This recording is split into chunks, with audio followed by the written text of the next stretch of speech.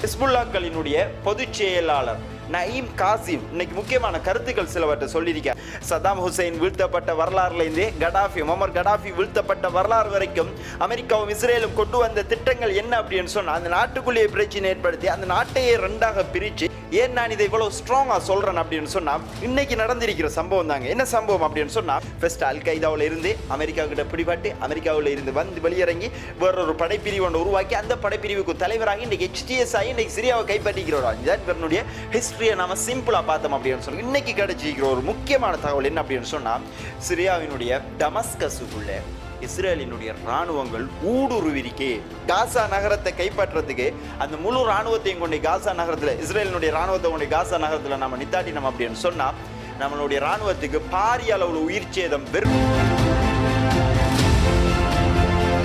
இன்றைய நாளுக்குரிய காணொலியை பார்க்க வந்திருக்கிற அனைவரையும் பணிவன்புடன் வரவேற்கின்றேன். குறிப்பாக மத்திய கிழக்குல ஒவ்வொரு நாளும் என்னென்ன நடந்து கொண்டு இருக்கு அப்படிங்கிறத தொடர்ச்சியாக நாம பார்த்து கொண்டு வரோம். அந்த அடிப்படையில் உலகத்தில் என்னென்ன அரசியல் மாற்றங்கள் நடந்திருக்கு அப்படிங்கிறத இந்த வீடியோவில் சிம்பிளா ஒரு 10 நிமிஷத்துக்குள்ள நாம பார்க்க போறோம். தொடர்ச்சியாக இது போன்ற வீடியோக்கள் உங்களுக்கு தேவை அப்படின்னு சொன்னா கீழே சப்ஸ்கிரைப் பட்டன் இருக்கு, இது வரைக்கும் பண்ணல அப்படின்னு சொன்னா பண்ணிக்கொள்ளுங்க அப்படின்னு சொல்லி கேட்டுக்கொண்டு இன்றைய நாளுக்குரிய காணொலிக்குள்ளே நம்ம போகலாம். இந்த உலகத்தில் எங்கேயுமே நடக்காத பாரிய இன அழிப்புகள் காசாவுக்குள்ள நடந்து கொண்டு வருது. அந்த அடிப்படையில் இன்னைக்கு நாசர் மருத்துவமனையில கட்டடங்களுக்குள்ளே இடிபாடுகளுக்குள்ளே சிக்குண்டவர்களை மீட்கிறதுக்காக மருத்துவ டீம் ஒன்று வேலை செஞ்சு கொண்டு இருந்துச்சு. டீம் மேலேயே இஸ்ரேல் வந்து தாக்குதல் செஞ்சிருக்காங்க. அந்த இடத்த நம்ம பார்க்க முடியாத அளவுக்கு கடும் கொடூரமா இருந்துச்சு. அது மட்டும் இல்லாம NBC, ரியூட்டர், அரபி டிவி ஒருத்தங்க, அல் ஜசீரா டிவியினுடைய பத்திரிகையாளர்கள் உட்பட மொத்தமாக 5 பேர் அந்த இடத்துல லைவ் டெலிகாஸ்ட் பண்ணிக்கிருந்தவங்க 5 பேர் ஒன் தி ஸ்பாட்டில் அந்த இடத்துல கொல்லப்பட்டிருக்காங்க, ஷஹீதாக்கப்பட்டிருக்காங்க. அமெரிக்காவினுடைய NBC உட்பட இந்த யுத்தம் ஆரம்பிச்சதுல இருந்து மொத்தமாக 246 ஜேர்னலிஸ்டுகள், 246 பத்திரிகையாளர்கள், ஊடகவியலாளர்கள் கொல்லப்பட்டிருக்காங்க. காசாவில் நடக்கிற செய்திகளை களத்துல நின்று இந்த உலகத்துக்கு வழங்கி கொண்டிருந்தவங்களை இஸ்ரேல் வந்து தொடர்ச்சியாக கொலை செஞ்சு கொண்டே இருக்கி. காசாவினுடைய நிலை இவ்வாறு இருக்கக்குள்ள ஹிஸ்புல்லாக்களினுடைய பொதுச் செயலாளர் நயீம் காசிம் இன்னைக்கு முக்கியமான கருத்துக்கள் சிலவற்றை சொல்லியிருக்கார். ஜோசப் ஆரோனினுடைய ஆட்சி இப்ப லெபனான்ல இருந்து கொண்டிருக்கு. ஜோசப் ஆரோன் தான் வந்து இப்ப லெபனானினுடைய தலைவராக இருக்கார். அமெரிக்கா தான் இவரை கொண்டு வந்திருக்கு, இஸ்ரேல் தான் இவரை கொண்டு வந்திருக்கு அப்படிங்கிறதுக்கு பெர்ஃபெக்டான பல விடயங்களை முன்னெடுத்து நடத்தி கொண்டிருக்க. என்ன அப்படின்னு சொன்னா லெபனான்ல இருந்து கொண்டிருக்கிற ஹிஸ்புல்லாக்களை வந்து நிராயுத பாணியாக்கணும் அப்படிங்கிற செயற்திட்டம் ஒன்று கொண்டு வரார். அதே மாதிரி அமெரிக்காவினுடைய தூதுவரான டோம் பராக் கொண்டு வந்த ஒப்பந்தத்தையும் நேரடியாக லெபனான் அரசு ஏற்றுக்கொண்டிருக்காங்க. என்ன ஒப்பந்தம் அப்படின்னு சொன்னா ஹிஸ்புல்லாக்களை வந்து நிராயுத பாணியாக்குற அதுக்குரிய கட்டளைகளை லெபனான் ராணுவத்துக்கு வழங்குற, லெபனான் ராணுவத்தை வச்சு ஹிஸ்புல்லாக்களை அழிக்கிற இஸ்ரேல் ஆர்மி வந்து லெபனான் ஆர்மியோட அதாவது ஹிஸ்புல்லாக்களோட நேரடியாக யுத்தம் செஞ்சு அந்த யுத்தத்தில் நம்மளுடைய ஆர்மி சாகிறத விட அவனுக்குள்ளே அவனை அடிச்சு சாடும். இதுதான் இஸ்ரேலினுடைய திட்டம், இதுதான் அமெரிக்காவினுடைய திட்டம். அந்த காலம் இந்த காலம் வரைக்கும் சதாம் ஹுசைன் வீழ்த்தப்பட்ட வரலாறுல இருந்தே முகமது கடாஃபி வீழ்த்தப்பட்ட வரலாறு வரைக்கும் அமெரிக்காவும் இஸ்ரேலும் கொண்டு வந்த திட்டங்கள் என்ன அப்படின்னு சொன்னா அந்த நாட்டுக்குள்ளேயே பிரச்சனை ஏற்படுத்தி அந்த நாட்டையே ரெண்டாக பிரிச்சு அந்த 2 தரப்பினர்களுக்கு இடையே வந்து சண்டையை நடத்தி அதுல நமக்கு சார்பான ஒரு தரப்பொன்றை உருவாக்கி அந்த தரப்புக்கு எல்லா பணம் உதவி அவ்வளவு வசதிகளையும் கொடுத்து அந்த தரப்பு வெற்றி அடைய வச்சு அந்த தரப்பின் கீழ் அந்த நாட்டை கொண்டு வந்து அந்த நாட்டை நம்மளுடைய அடிமை நாடாக மாத்தினது அன்னைக்கு லிபியா இந்த அளவுக்கு இருக்கிறதுக்கு காரணம், சிரியா இன்னைக்கு இந்த அளவுக்கு இருக்கிறதுக்கு காரணம், ஈராக் இந்த அளவுக்கு இருக்கிறதுக்கெல்லாம் காரணம், வளர்ச்சி அடையாமல் இருக்கிறது காரணம், மொத்தமாக அமெரிக்காவினுடைய அடிமையாக 2000ஆம் ஆண்டுகளிலேயே இந்த நாடுகள் எல்லாம் மாறினத்தை இன்னைக்கு லெபனான்ல அப்ளை பண்றதுக்கு தான் இந்த வேலைகளை இஸ்ரேலும் அமெரிக்காவும் செஞ்சு கொண்டிருக்காங்க. இந்த செயற்திட்டங்களுக்கு எதிர்ப்பாகத்தான் இன்னைக்கு நயீம் காசிம் இவ்வாறான விடயங்களை சொல்லியிருக்காரு. என்ன அப்படின்னு சொன்னா லெபனானினுடைய இறையாண்மை பாதுகாக்கப்படணும், அதாவது என்னடா ஜோசப் ஆரோனுக்கிட்ட இருந்து லெபனானை நாம பிரிச்சு எடுக்கணும், எல்லாருமே ஒற்றுமைப்பட வேண்டும். லெபனானுக்கும் இஸ்ரேலுக்கும் இடையில இருக்கிற போர்டர்ல கிட்டத்தட்ட 17 ஆண்டு மேலாக ஹிஸ்புல்லாக்கள் லெபனானினுடைய போர்டரை பாதுகாத்து கொண்டு வராங்க. சோ தொடர்ச்சியாக லெபனானினுடைய போர்டரை ஹிஸ்புல்லாக்கள் பாதுகாக்கணும். ஹிஸ்புல்லாக்களுக்கு ஆதரவாக நாளை அன்றைக்கு வந்து ஒரு போராட்டம் ஒன்று நடக்கிறதாக இருந்துச்சு. பட் இப்ப அதை டேட் சேஞ்ச் பண்ணிருக்காங்க. எந்த காரணத்தை கொண்டும் ஹிஸ்புல்லாக்கள் ஆயுதங்களை களைய மாட்டாங்க அப்படிங்கிற விஷயத்தையும் அவர் இன்னைக்கு சொல்லியிருக்கார். சோ இதுல இருந்து நமக்கு சிம்பிளா தெரிய வர விஷயம் என்ன அப்படின்னு சொன்னா என்ன நடந்தாலும் பிரச்சனை இல்லை, ஹிஸ்புல்லாக்கள் இடத்துல தான் இருப்பாங்க, அதுல எந்த ஒரு மாற்றமுமே இல்லை. எப்படி லெபனானுக்குள்ள இவ்வாறான ஒரு பிரச்சனையோட ஆட்சி மாற்றம் ஒன்று இஸ்ரேல் கொண்டு வந்தாங்களோ அதே மாதிரி சிரியாவுக்குள்ளேயும் ஒரு ஆட்சி மாற்றத்தை கொண்டு வந்தாங்க. ஈரானின் ரஷ்யாவை ஆதரவாக கொண்டிருந்த பஷர் அல் ஆசாத்தினுடைய கவர்மெண்ட் வந்து சிரியாவில் இருந்துச்சு. அந்த கவர்மெண்ட்டை வீழ்த்தினா தான் லெபனானையும் சிரியாவையும் நாம பிரிக்கலாம் அப்படிங்கிற அடிப்படையில் அஹமத் அல் ஷரா, அதாவது ஜுலானி, பழைய அல் கைதாவினுடைய தலைவர், இன்னைக்கு இருக்கிற சிரியாவினுடைய ஜனாதிபதி அல் ஷரா அப்படின்னு சொல்ற ஜுலானி தலைமையில HTS அமைப்பு உருவாக்கி அந்த அமைப்புக்கு தேவையான எல்லாத்தையும் கொடுத்து இப்ப சிரியாவை கண்ட்ரோல் பண்ணி வச்சிருக்காங்க. ஏன் நான் இதை இவ்வளவு ஸ்ட்ராங்கா சொல்றேன் அப்படின்னு சொன்னா, இன்னைக்கு நடந்திருக்கிற சம்பவம் தாங்க. என்ன சம்பவம் அப்படின்னு சொன்னா, இப்ப சிரியாவில் வந்து சிரியன் ஆர்மி அப்படின்னு சொல்ற ஒரு டீம் ஒன்று இருக்கு. அது வந்து பஷர் அல் ஆசாத் ஆர்மி, அதாவது ஈரானை பின்புலமாக கொண்ட இந்த ஆர்மி, இவங்க வந்து மீண்டும் கட்டியெழுப்பப்படக்கூடாது. அதுக்காக இஸ்ரேல் சிரியாவுக்கு ஒத்துழைப்பு வழங்கும். அது மட்டும் இல்லாம சிரியாவில் மறைச்சு வைக்கப்பட்டிருக்கிற நேரத்தோட நிறைய ஆயுதங்கள் சிரியாவில் மறைச்சு வைக்கப்பட்டிருக்கு. நமக்கு தெரியாம நிறைய ஆயுத கிடங்கள் சிரியாவுக்குள்ள இருக்கலாம். அந்த ஆயுத கிடங்கள் எல்லாத்தையும் நம்ம அழிக்கணும். அதுக்கு இஸ்ரேல் வந்து சிரியாவுக்கு ஒத்துழைப்பு வழங்கும். அது மட்டும் இல்லாம கோலான் ஹைட்ஸ் பிரதேசம் அப்படிங்கிறது வந்து என்னன்னா, சிரியா இஸ்ரேல் பார்டர்ல இருக்கிற பிரதேசம். இந்த கோலான் ஹைட்ஸ்ல ஒரு பகுதியை இஸ்ரேல் கைப்பற்றி வச்சிருக்காங்க, சிரியாவினுடைய பகுதி. அந்த சிரியாவினுடைய மொத்த கோலான் ஹைட்ஸும் ராணுவமயமாக்கப்படணும். அதாவது அதுக்கு அர்த்தம் என்ன அப்படின்னு சொன்னா, மொத்த கோலான் ஹைட்ஸும் இஸ்ரேல கண்ட்ரோலுக்குள்ள வரணும் அப்படிங்கிறது தான் இதுல இருக்கிற ஒப்பந்தமா இருக்கு. இதுக்கு சிரியா முழு ஆதரவை உங்களுக்கு வழங்குது அப்படின்னு சொல்லி சிரியாவுக்கும் இஸ்ரேலுக்கும் இப்ப ஒரு ஒப்பந்தம் ஒன்று கைச்சாத்திடப்பட போகுது. அது மட்டும் இல்லாம இன்னொரு விஷயம் ஒன்று என்ன அப்படின்னு சொன்னா, ஜொலானியை பொறுத்த வரைக்கும் வந்து 2003ஆம் ஆண்டு அமெரிக்கா என்ன செஞ்சாங்க அப்படின்னு சொன்னா,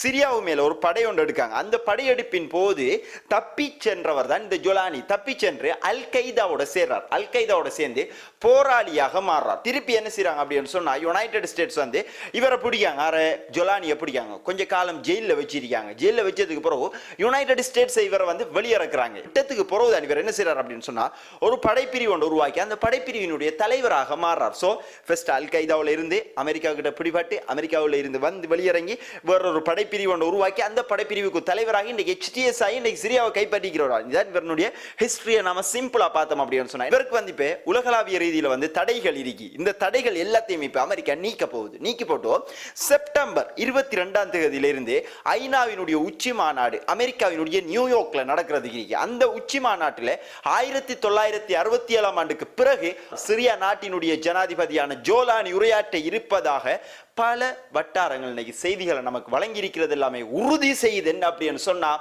பஷர் அல் ஆசாத்தினுடைய கவர்மெண்ட் கவிழ்க்கப்பட்டு ஈரான் முற்றுமுழுதாக அகற்றப்பட்டு சிரியா இஸ்ரேலினுடைய கண்ட்ரோலுக்குள்ள வந்திருக்கு. சிரியா மொத்தமாக அமெரிக்காவினுடைய கண்ட்ரோலுக்குள்ள வந்திருக்கே. தொடர்ச்சியாக நம்ம பார்த்தோம் அப்படின்னு சொன்னா, சிரியாவினுடைய சுவைதா பிரதேசம், கோலான் ஹைட்ஸுக்கு பக்கத்தில் இருக்கிற பிரதேசம் சிரியாவினுடைய பிரதேசம் தான் வந்து சுவைதா பிரதேசம். இந்த சுவைதா பிரதேசத்துல ட்ரூஸ் அப்படிங்கிற இஸ்ரேலால் உருவாக்கப்பட்ட முஸ்லிம் அப்படின்னு சொல்லி போட்டு இருக்கிற டீம் ஒன்று வந்து இப்ப மெஜாரிட்டியா இருக்காங்க. அவர்களுடைய தலைவர் என்ன சொல்லியிருக்காரு அப்படின்னு சொன்னா, சுவைதா பிரதேசத்தை மொத்தமாக தனி தேசமாக அறிவிக்கணும் அப்படின்னு சர்வதேசத்தின் மத்தியில் சொல்லி இருக்கிறது. என்னத்தை சொல்லுது அப்படின்னு சொன்னா, தனி தேசம் என்ன அர்த்தம்? அது சிரியாவினுடைய இன்னொரு மாநிலமும் இஸ்ரேலோட சேர போகுது. அது மட்டும் இல்லாம இன்னைக்கு கிடைச்சிருக்கிற ஒரு முக்கியமான தகவல் என்ன அப்படின்னு சொன்னா, சிரியாவினுடைய டமஸ்கஸுக்குள்ள இஸ்ரேலினுடைய ராணுவங்கள் ஊடுருவிருக்கே அப்படிங்கிற தகவல் கிடைச்சிருக்கு. சோ நேரடியாகவோ மறைமுகமாகவோ சிரியாவை இஸ்ரேல் இப்ப கைப்பற்றி விட்டது அப்படிங்கிறது தான் இந்த செய்தி எல்லாம் நமக்கு உணர்த்துற விடயங்கள் உண்டாக்கி. தொடர்ச்சியாக நம்ம பார்த்தோம் அப்படின்னு சொன்னா, காசாவுக்குள்ள புதிய பல திட்டங்களை இப்ப இஸ்ரேலி ஆக்கிரமிப்பு ராணுவம் எடுத்துக்கொண்டு வராங்க. அந்த அடிப்படையில இஸ்ரேலினுடைய ராணுவ தளபதியாக இருக்கிற ஏல் சமீர் இன்னைக்கு முக்கியமான கருத்துக்கள் கொஞ்சத்தை சொல்லியிருக்கார். என்ன அப்படின்னு சொன்னா, காசாவுக்குள்ள சாரியோட்ஸ் அப்படிங்கிற ஆபரேஷன் ஒன்றை நாங்க கொண்டு வந்து அதை வெற்றிகரமாக நாங்க நிறைவேற்றிட்டோம். இருந்த போதிலையும் காசா நகரத்தை, காசா சிட்டியை கைப்பற்றதுக்கு வந்து இப்ப நீங்கள் கேள்விப்பட்டிருப்பீங்க, 60,000 மண்டாங்க, 80,000 மண்டாங்க, ராணுவத்தை கொண்டு போறோம் மண்டாங்க, நாங்க காசாவை கைப்பற்ற போறோம் அப்படின்னு சொன்னாங்க தானே. அந்த திட்டத்தை நடைமுறைப்படுத்தினால் காசா நகரத்தை கைப்பற்றதுக்கு அந்த முழு ராணுவத்தையும் கொண்டு காசா நகரத்துல, இஸ்ரேலினுடைய ராணுவத்தை கொண்டு காசா நகரத்துல நம்ம நித்தாட்டினோம் அப்படின்னு சொன்னா, நம்மளுடைய ராணுவத்துக்கு பாரிய அளவுல உயிர் சேதம் வெறும். ஆக இந்த திட்டத்தை நாம செயற்முறைப்படுத்துறது வந்து நமக்கு சாதகமானதல்ல அப்படின்னு சொல்லியிருக்கார். இந்த விடயம் சம்பந்தமாக இஸ்ரேலினுடைய ராணுவ தளபதிக்கும் நெத்தன்யாவுக்கும் இடையிலே பல கருத்து வேறுபாடுகள் ஏற்பட்டிருக்கு. அது மட்டும் இல்லாம இஸ்ரேலினுடைய ராணுவ தளபதி சொல்ற இன்னொரு முக்கியமான காரணம் என்ன அப்படின்னு சொன்னா, இப்ப ஹமாஸ் கிட்ட பணைய கைதிகள் இருக்காங்க தானே, இந்த பணைய கைதிகள் எல்லாத்தையும் இப்ப ஹமாஸ் வந்து காசா சிட்டிக்குள்ள மாத்திர வேலையை செஞ்சு கொண்டிருக்காங்களா. நம்மளுடைய பணைய கைதிகளை நாமளே கொல்ல வேண்டிய நிலைமை ஒன்று வெறும். சோ அது நமக்கு உள்நாட்டில் பெரிய அளவுல பிரச்சனை ஏற்படுத்தும். ஏற்கனவே வந்து போன கிழமை வந்து லட்சக்கணக்கான லட்சக்கணக்கில் மக்கள் டெல்லாவியில் ஒன்று கூடி போரை நிறுத்துங்க, இந்த யுத்தத்தை முடிவுக்கு கொண்டு வாருங்க, பணைய கைதிகளை திருப்பி மீட்டு கொண்டு வாங்க, வாரீங்க வாரீங்க அப்படின்னு சொல்லி கொண்டிருக்கீங்க. இன்னும் நீங்க வார்த்தையை காணல.